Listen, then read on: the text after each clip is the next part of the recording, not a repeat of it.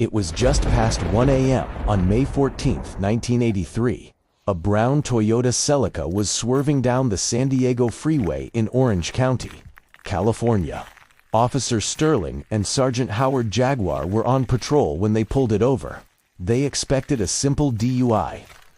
What they got instead was a glimpse into hell. The man behind the wheel, Randy Kraft. Drunk, pants unzipped, slurring words, he failed the breathalyzer instantly. But something didn't sit right. When Sergeant Howard looked inside the car, he saw a young man in the passenger seat, motionless, pale. He was already dead, shoelaces tied around his wrists, ligature marks on his neck. His jeans were open in that moment. The officers didn't just arrest a drunk driver. They caught one of the most prolific serial killers in American history. Born in 1945, Randy Kraft grew up in a working-class family in Southern California.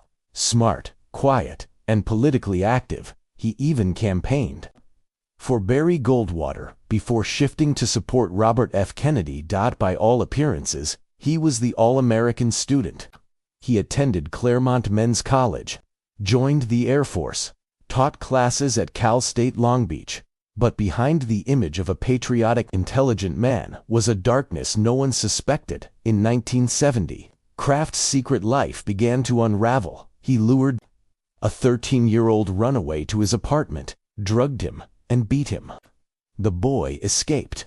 But when police entered Kraft's home without a warrant, they couldn't press charges, so Kraft walked free. And over the next 13 years, he would kill again, and again, and again.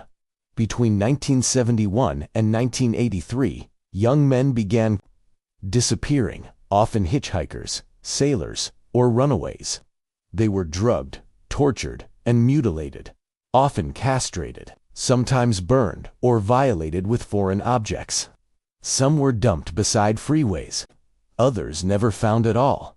The brutality was escalating. Socks stuffed in victims' rectums, bite marks, missing limbs. One victim's eyes were gouged out. Another had a pen inserted into his urethra. These weren't just murders. These were crimes of unthinkable cruelty. Police across California began to suspect a pattern. But there was no name, no face, no suspect. What they did have were bodies, dozens of them. In his car, the officers found a chilling piece of evidence, a coded list, 61 cryptic entries. Some were names, others just phrases, like Maureen Carson or Portland Hitchhiker. Each line, investigators would learn, represented a murder. Some referred to 2 victims.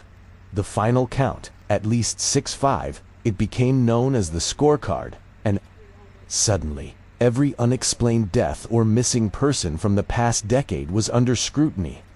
Police linked Kraft to crimes in Oregon, Michigan, and across California. At his home, they found the belongings of missing men, shoes, wallets, and worst of all, photos, over 40 of them, showing lifeless or unconscious men, naked in disturbing poses. It was undeniable.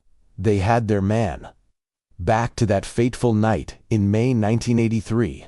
The man found dead in the passenger seat was Terry Lee Gambrell, a 25-year-old Marine.